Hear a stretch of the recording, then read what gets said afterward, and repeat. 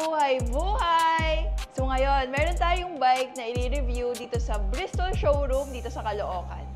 Tara, alamin natin. So ang tawag sa bike na to is Fortress 160cc. Guys, ang engine nito is single overhead cam, liquid-cooled and 4 valves. Automatic CVT na rin ito. Ang fuel type nito is gasoline, while ang fuel capacity is 8 liters, and ang fuel consumption nito, alam nyo ba? 45 kilometers per liter lang. Ang layo na nang mararating mo nun. Ang curb weight nito is 132 kilograms. Tingnan nyo gaano? Oo, diba? Oh. And ang seat height nito is 755 mm. So even if medyo kahit mo si Kuya Red Sweet, abot mo pa rin. O Kuya? 5'4" na ako. O, diba? And alam nyo ba, keyless na rin si Fortress 160.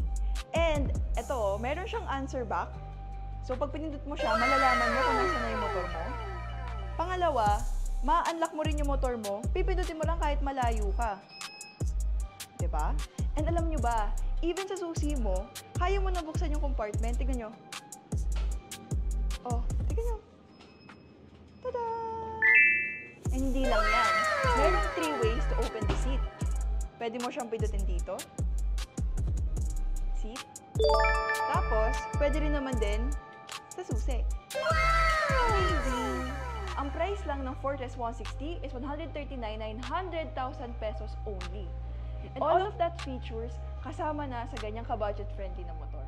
And makikita nyo yan dito sa Bristol showroom sa Caloocan. That's it mga ka-Mikes Moto. Bye!